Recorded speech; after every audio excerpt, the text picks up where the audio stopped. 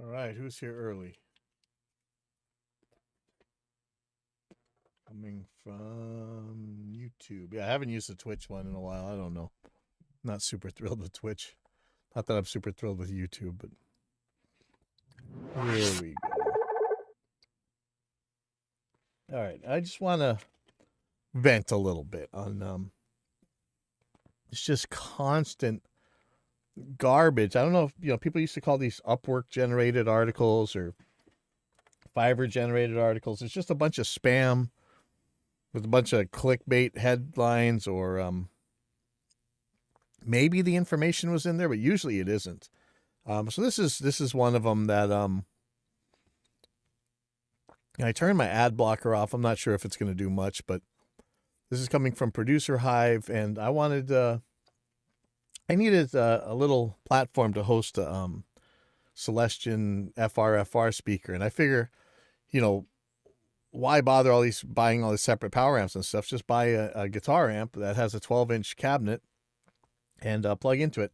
And I don't want to get super detailed into that, but let's say that if the power amp is flat enough and there's a way into it from an effects return or power amp in or whatever, should work okay. If you guys really want to talk about that, James Freeman answered some questions about the actual cabinet construction, if you want to get really technical. But anyway, so I saw a Boss Katana for sale on Craigslist for cheap, and it was a Mark 1. And I was wondering, what's the difference between the Mark 1 and Mark 2 for my purposes? And I type it in. I get this article from Producer Hive. Boss Katana Mark 1 versus Mark 2, 5 critical differences. So I think I'm going to see the stuff. They give the disclosure we may receive commission. So first we get a video. Then we get something talking about the Katana series are hugely popular amp models. And last week, Boss announced the Katana Mark II, the successor to the popular Mark I. We've taken a look at both and weighed up the differences between the two. The new updates cover a different range of options, blah, blah, blah, blah. So what are the 5 differences? 5 critical differences. Well, let's see. The big question, is it all that different than the Mark II? And some guy's got a video on Mark 1 versus Mark II, new Kirk Hammett models. I don't know. They describe this stuff. It's a bunch of word salad. So finally down here, halfway through the page, we get to the differences. And this page actually isn't that bad. At least they get to them. They tell you that there's a new editor. There's a variation button, dual effects pots, control it with the foot controller. That's weird. I thought there was a foot control on the old ones. Upgraded effects, power amp in. This is the one that matters to us, right? Maybe, actually. I'm not sure. And stereo expand. So most of these things you'll see, there'll be like a bunch of ads and stuff. This article isn't that bad. But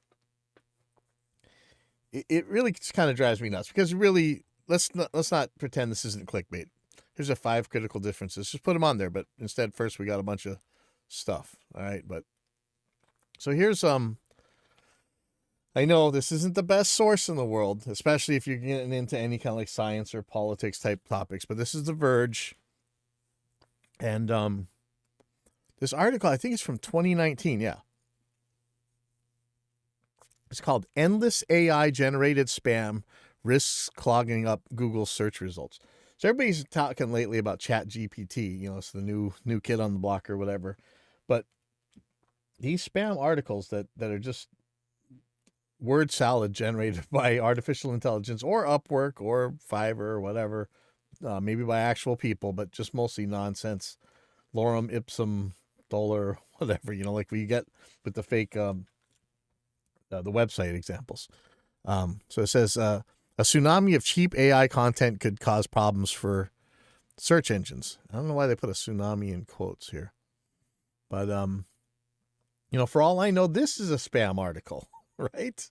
Like, that's how meta and recursive this whole spam problem has become. Let's just see what they have to say. Over the past year, AI systems have made huge strides in their ability to generate convincing text. Let's see where this link goes. OpenAI's new multi-talented AI writes, translates, and slanders Step forward in the AI text generation, that also spells trouble. So they're talking about, here's their context generated text. Experts have warned that these tools could be used to spread political disinformation. Okay, that's why I say there's a problem. Like when you talk about The Verge or Vice or whatever, these guys, they are very biased. I don't care about the political disinformation side of it. That's nothing new, and it's never going away. So, but there's another target that's equally plausible and potentially more lucrative: gaming Google. Instead of being used to create fake news, all right, there we go again. Never mind that. AI could churn out infinite blogs, websites, and marketing spam. And that's exactly what they do. The problem to me is that it's not that this looks like marketing spam. These are presented as articles, and they are at the top results of anything you search for. So like, I'm going to give some examples in a second, but if I go to best audio interface, for instance, I'm not going to get articles from legit places. I'm going to get spam. And if I do get any articles, it's going to be mostly garbage. Like here's a Sweetwater one, at least. What's Hyperbits? Let's see what this Hyperbits one has to say, for instance. I can't even read this stuff. So this is called the 20 best audio interfaces for music producers in 2023. Let's look at the scroll bar and see where it is before we actually get to any interfaces. Right at the top here. Okay, let's see if we can actually make this so we can read this. We put together a guide to help you. Below you'll learn the 20 best audio interfaces. We will even teach you how to go about buying one. After reading this guide, you'll know everything you need to know when it comes to buying the best audio interface for music. So here's the ultimate guide to studio setups. I guess it's from these same guys. You can download it for free. Let's see what happens if I click this. Yeah. So here you go. This is another like the long wind kind of MLM scam where you're gonna. Do I really want to do this? Let's just do this. So it's probably gonna send me something. Thanks, guys, free stuff. Make sure you check your email. So I'm going through this pain for you guys. Let's just see what we get here. Promotions. I'm looking to see. It might have gotten actually stopped by my spam filter. Yeah, I'm not seeing it. Interesting. Yeah, well, it didn't get me there. So this talks about what's an audio interface. Ask yourself what level of music producer you are, which isn't bad. I mean, you do want to buy the right one depending on your skill level. But if you really wanted to get there, where are we now? Okay, well, we're about quarter way through the page. We got Audient. Best for recording bands at home, PreSonus Quantum. Best for surround sound, Universal Audio, Apollo. I question these results, but here's your Focusrite 2i2. Which you expect there to be. Best audio quality. Best for audio quality. So they show a Universal Audio. Have they actually tested this? I don't see any. Let's see. UAD interfaces are infamous for their quality of their DSP plugins and how well they emulate vintage analog gear. When you getting a UAD interface, you unlock a new fidelity to your recordings. Do you? Where's the evidence for that? I don't see any.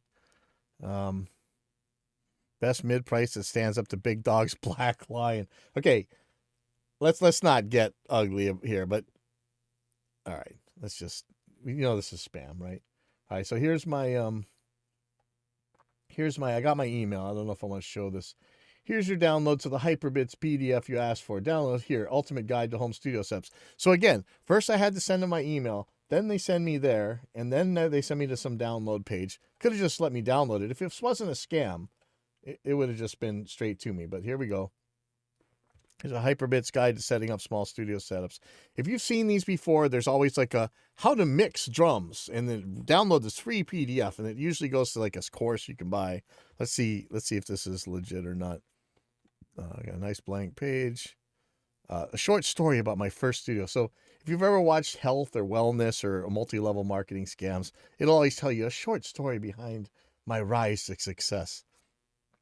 Um, oh, this. So this is supposed to be how to set up a bedroom studio,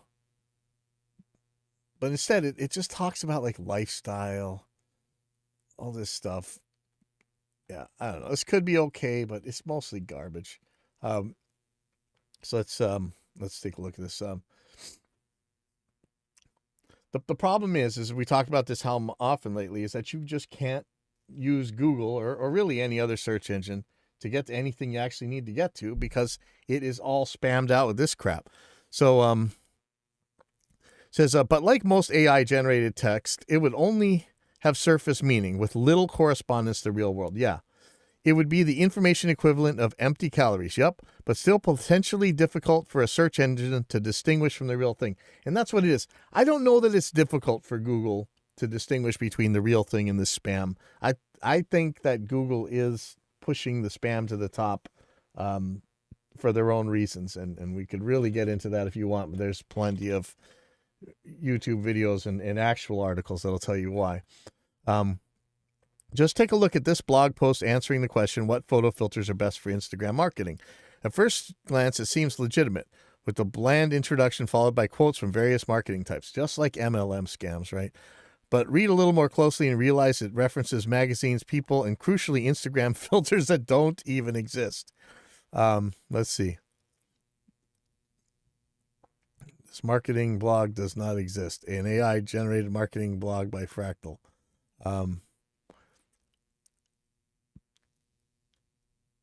This is really what this looks like. Actually, this looks not as legit as the ones that are out there right now. So he's saying the rest of the site is full of similar posts covering topics like how to write clickbait headlines and why is content strategy so important. Okay, so this is actually a blog. This marketing blog does not exist.com. That's interesting. Let's go to the newest one here. Actually, it's 2019. Is there not?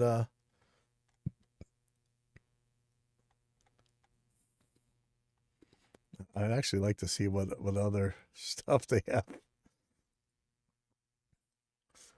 It's just all this SEO scammers and stuff.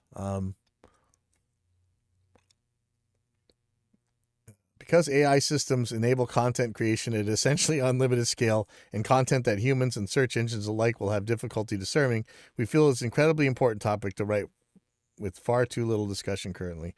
So you use an open source tool named Grover to create the fake blog posts. And this is what we're getting. Right now, spotting fake AI text is pretty easy. I would say that, yeah, this was 2019. I don't think it is anymore. As we've seen with visual deepfakes, just because we can build technology that spots this content doesn't mean it's not in danger. It's not a danger. Integrating detectors, we're already turning away from search engines. Yes, and that's an issue.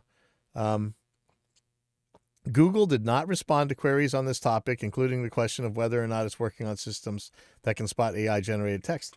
I don't.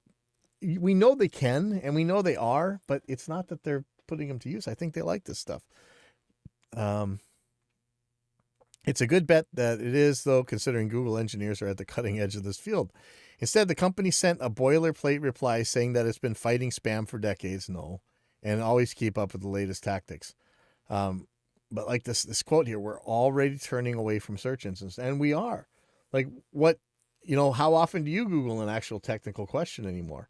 I needed to know just how to wire a regular three-prong plug for US 120 volt wiring, and I was getting all different spam answers. Let's see, wiring 3 conductor electrical 120 volt USA. So if I do this, I might get something good. I might, might get garbage. How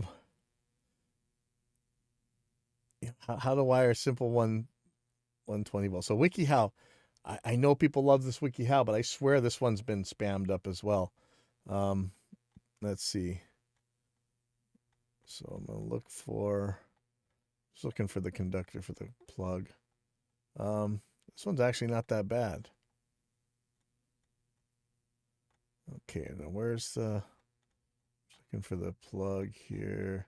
Because, for us, we're always replacing the plugs on our IEC cables for audio gear, right? So this one's actually going into how to do it with a breaker. 20-volt wiring diagram. Find some images.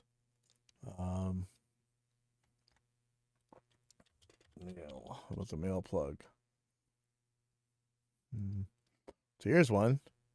At least that one's got something good on it. But it's getting harder and harder to find this stuff, right? More and more web searches are made via proxies like Siri and Alexa, meaning gatekeepers like Google only have to generate 1 or 2 great answers rather than dozens of relevant links. So we've been talking about how Google's been useless for years, right? On the other hand, I don't know if they're talking about this or not. The AI could get so good that we're actually better off with AI written articles. But right now we're just getting this spam garbage, right? Why are you seeing so many bad digital ads though? But they're not always ads, or at least they're not presented as ads. Scrolling past ads has rarely been enjoyable, but in recent months, people say the experience seems so much worse. Or unwelcome ads on Twitter. Who reads Twitter for anything but just to get angry anyway? More ads for random gold investment. Let's see if this has anything that we care about. Advancements in digital advertising technology were meant to improve users' experience.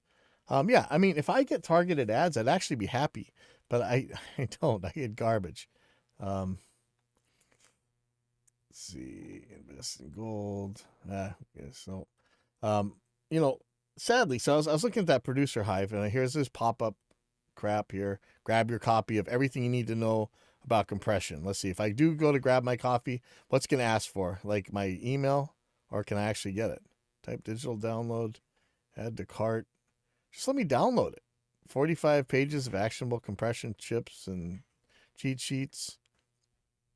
This actually isn't that bad. I wouldn't mind having this for the kids around here. Actually, he's got the same speakers as I do. But when I look at this thing, so if this is like a free ultimate compression cheat sheet and settings, this isn't that bad. If I go halfway down the page, we're already here to some settings. Controlling dynamic range, 3-to-1 ratio, 5 millisecond attack looks like, 20 millisecond release, and threshold. I don't know. You're gonna have to set that yourself. Taming transients, 1.5 to 1, 30 millisecond attack. I don't know how much transients this is gonna control. When you need to control overly pronounced plosive words, and the overall attack of the vocal take can help to get vocal gel better into the mix. Ratio 1.5 to 1. Attack time 10 milliseconds. Is that what it's showing here? Yeah, okay. Release time 40 milliseconds. How would this tame transients? I guess not really. You would think of like a 0 attack would be for accentuating transients. Actually, this one looks like it works. So I don't know. This may be some opinion and stuff, but at least this one's somewhat useful. Let's see. 20 best audio interfaces for home recording studios. And here we go again. You talk about what is a great audio interface is important. How to choose one, PC or Mac. So let's see if we're going choosing the right interface type. Firewire. What year are we in? Is there any Firewire interfaces left? What out there still runs Firewire?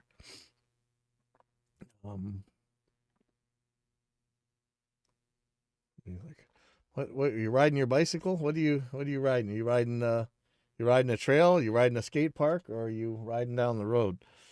How many inputs and outputs do I need? I'm kind of cracking up over this Firewire thing here. I know RME still has the Fire faces and stuff, but how many people actually run that on Firewire? Do I need a specific audio interface for my DAW? So we got to support Universal Audio's Luna. And so I had to go and buy a Universal Audio interface for this, because apparently you need one of those in order to run their their DAW. But otherwise, don't worry about it. Okay, so here we go. As we now we're at the bottom of the page. Here are the audio interfaces. Oh, e-bike home from work. In fact, while cycling, use your eyes, not your ears. No, man, that's living too easy, right? Let's go to the skate park and do some blindfolded runs. Or at nighttime when everybody's still there and it's getting kind of dark and there's no lights and you're kind of just playing Marco Polo so you don't run into each other. So we finally get to these audio interface recommendations, and it's not too bad. Euphoria 204 HD, I think we did some tests of those live, right? They're using Vesicon drivers, just like the Focusrite is right here. It's a 2i2. I don't know that I get a 2i2. I'd probably just get a Focusrite Solo if you're on the low end. But that's not a bad, not bad. PreSonus 26C. I don't know what that thing is. Mid-range, the 18i20 from Focusrite. Ultralight Mark V. I don't know that I would say. Apogee Duet. I would stay way the hell away from that thing. The OS audio interface is known for its great sound and user-friendly interface. Really, it's a great sound. Let's see some tests. People always make claims about this. Look, for high-end, Antelope Audio Orion Studio Synergy Core. Now, because Antelope made such insane clock magic claims, I just stay away from them. But people are saying that the drivers are actually pretty good. RME Fireface, there now we go for high-end. Or Universal Audio, I don't care. Anyway, and this is what we're getting. Let's see, eHome Recording Studio. It's just like a ad supported. I don't really see very many ads here. What is this here? Audio Interfaces 101, the Ultimate Buyer's Guide. Now this, I don't mind if it comes taking a long time for something like this to get to the actual audio interfaces because it's saying the ultimate. So I guess you're going to read everything. It's a good table of contents. So let's see. Which digital connectors are the fastest? Desktop versus rack mount. Best ones currently on the market. So let's look at this. Which digital connectors are the fastest?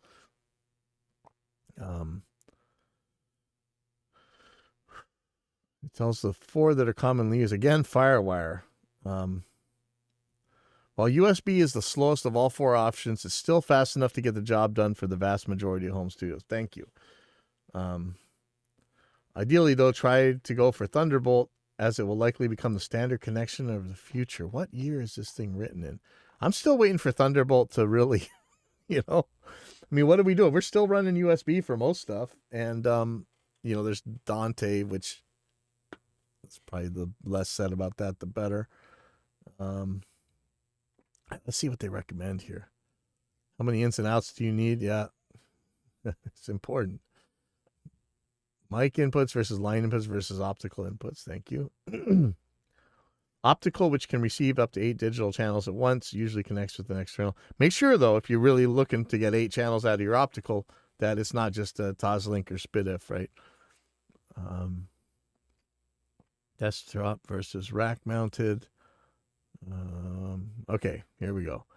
Best audio interfaces currently on the market. Perfect, cheap, simple interface for solo work. And there's an M Audio 192.6 Air. It's nice to see M Audio back sometimes and not back other times.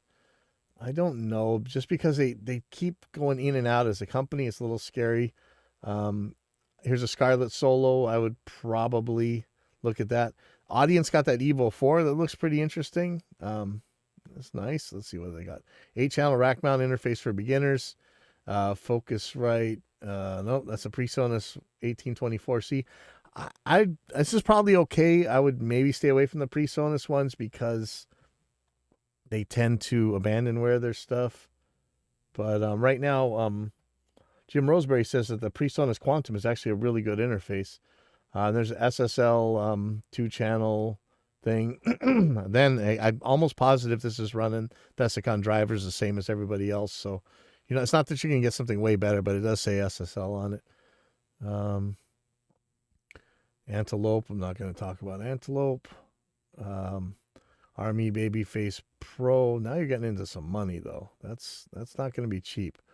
Ultimate audio interface for guitarists is the M-Box Studio. We just saw this thing at the NAMM show, right? This is brand new.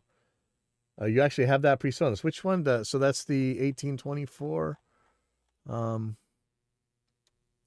1824. See, what does this one got in it? Does this have like ADAT in and out? Let's see. PreSonus 1824C. You know, when the Fire, okay, I'm just going to date myself here. Back when Dice 2 was around, and I know Dice 2 was so bad, but the Fire Studio was a really good idea. It had the right form factor, 2 ADAT inputs. So, you know, you had your 24 channels right there. Let me see, maybe the Amazon. Will the Amazon one actually show me what I want to see, or is it just going to be garbage? Here's the back panel right here. Let's go. ADAT. So, oh, that's why they call it an 1824, right? So you can get another 8 channels. So 18 ins. 18 ins is nothing to laugh at. That's probably about as much as anybody really needs, unless they're running. Even around here, I barely use more than 18 inputs at a time. If we're recording drums, I'm going to get up there, but it's just because I don't want to unplug stuff that I need more channels. I could actually get away with the 18 on here. So let's see, eight more inputs on ADAT, 2 on SPDIF, I guess, or we got another. Is there another 2 channels someplace? See, this is like the Focus, right? You got 2 of them on the front. It's actually, see, PreSonus always comes out with the kick-ass form factors. Like, they knew what people wanted. I still got 2 central stations over here. And, you know, if the Fire Studio wasn't Dice 2, it would have been the ultimate product. But, you know, there really was no way around that. The other 2 inputs are on the front. Okay, yeah. So just like the Focus, right? So you got 2 inputs there. And so the last 2 inputs are going to be your SPDIF, right? Does it say 4 mic pre's? Is that true, or does it have 8? Looks like it's got 8 to me. Why does it say 4 mic pre's? Yeah, PreSonus always makes kick-ass interface. So $500. So, you know, I'm running an RME Digiface USB for 32 inputs, but there's no analog, nothing. Actually, it's got analog headphone outs, I think. But everything's on ADAT. And those, of course, those are way the hell faster drivers than this. But let's see, turn that off. $500. Why is it $500? What are they doing right now for a 24 channel interface for free PreSonus? Is that the Quantum? Or Quantum needs Thunderbolt? Or let me see. Actually, now I am totally want to know. PreSonus. Where's it? Interfaces.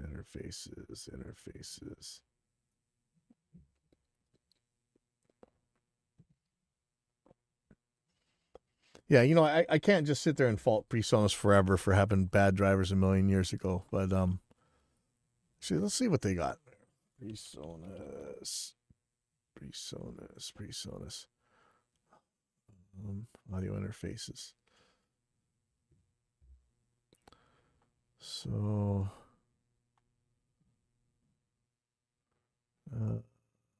want to look at their bigger stuff.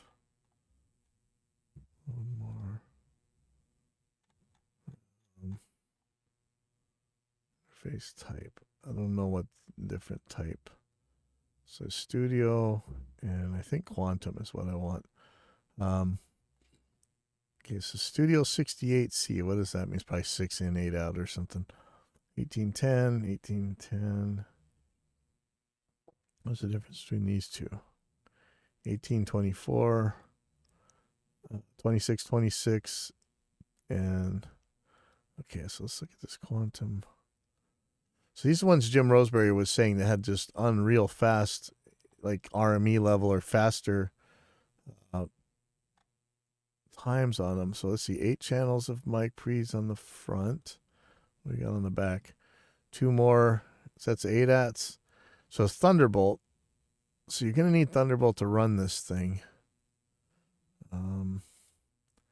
And I still, like, Thunderbolt has not taken over in the way that we really need to see. So what is this one right here? The Quantum is slightly different. What's the difference with this one? Looks like it's still Thunderbolt. What's the difference between the Quantum and the Quantum 2626? It still looks like it has 2 sets of 8 add-ins. Let's see, 7 to 10, 16. Yeah, still 24 channels. I wonder what's the difference between these guys. Quantum 2626 and Quantum. I have no idea. That one looks fancier up front, at least. Maybe that's all it is. Got like some auto gain settings or something like that. So they get rid of all their other 24 channel ones, or they didn't really have any. But that 18 channel looks cool. Okay, anyway, let me stop babbling about this stuff. Let's see what else these guys had. I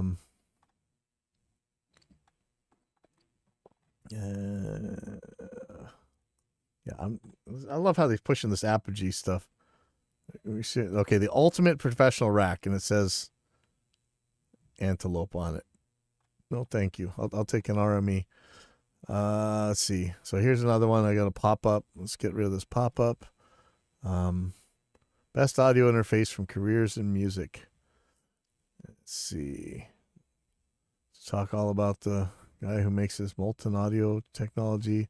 His YouTube channel has 45,000 subscribers. Okay. What is the best audio interface? This one actually doesn't look like word salad. It actually says something that matters. So they get pretty much the same thing. Do I need an audio interface for home recording? Yes, you do. Okay. Who's Robin Vincent? Is this guy like quoting himself in his article? So like, all right, I don't know. I'm just being a schmuck here. Audio interface Q&A. It's like he's calling in this expert who's himself. Okay. Which audio interface is best for music production? You need to look at what you're trying to achieve. The answer always is it depends, right? Your channel has 350? Man, that's more than me, I think. I'm still trying to get to 500. Yeah. See, yeah, I'll just quote yourself. I'm going to start doing this. Pipeline Audio says M2, M4. You know, what's best about these? These all seem to have the same inner drivers. These all have this. These are the drivers for pretty much every single audio interface out there that doesn't say RME on it. I wonder, is there someplace that actually tells who's using these drivers?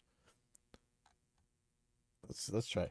Which audio interfaces use Desicon drivers? Now, I say Desicon because that's what Vin Curliano, Dawbench, and some of his guests call it.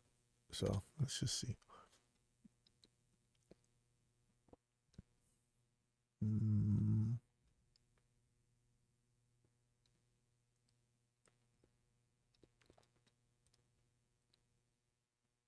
Geez, 2018 USB interface for Windows. Let's see. This is a safe space, so who knows? Note that the Audient uses the Desicon driver, same as the Behringer. Still be a little difference in how you implement them. Because, yeah, some people implement them well and some people don't. Yeah, don't get run over. I'm just venting on this damn spam articles all over the place. I'm getting so sick of. But now I got this rabbit hole. I'm looking at Desicon drivers. Anyway, that's all I really wanted to say is I'm just so tired of these spam articles, because when people buy stuff, they're buying stuff based on these spam articles, and half the times it's just garbage, and then they end up having to buy it again, and then I feel bad. They bring it down here to the school or the studio, and had they asked, see, it sounds arrogant, but had they asked me ahead of time, I would have steered them to something else. And the problem is people don't know who to ask, because the question the gatekeepers of knowledge right now, Google and everybody else, are just giving them spam and garbage. I don't know where to go. For me, I have to go back to the forums, which I thought were dead. Sometimes social media, Facebook can help a little bit. There's some Facebook groups. But those get spammed up by Dunning-Krugers who just want to make trouble. And half the time when you ask a question, I've gone through this how many times on the show, say this is a technical question that deserves a technical answer, not a moral sermon or preaching or whatever. But sure enough, when you go to ask a technical question, some Dunning-Kruger blowhards on these groups are going to just attack you morally for asking about, what drum samples do I want to use or what audio interface. Somehow it becomes a moral question, and then they get politics. It's just crazy. So it's hard to get answers.